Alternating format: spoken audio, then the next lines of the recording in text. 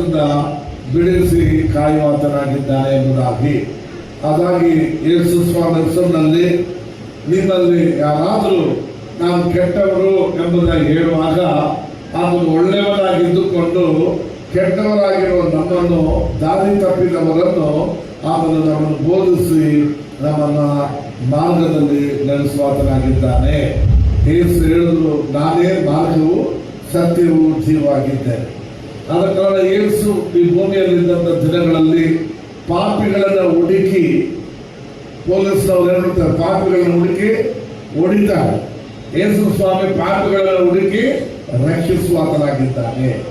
ಆತನು ಪಾಪಿಗಳನ್ನು ಹುಡುಕಿ ಅವರನ್ನು ಕಾಪಾಡುವಾತನಾಗಿದ್ದಾನೆ, ರಕ್ಷಿಸುವಾತನಾಗಿದ್ದಾನೆ. ಮತ್ತು ಕೀರ್ತನೆ 86:5 ವಚನವನ್ನು ಓದಿಕೊಳ್ಳೋಣ. 86:5 ವಚನ.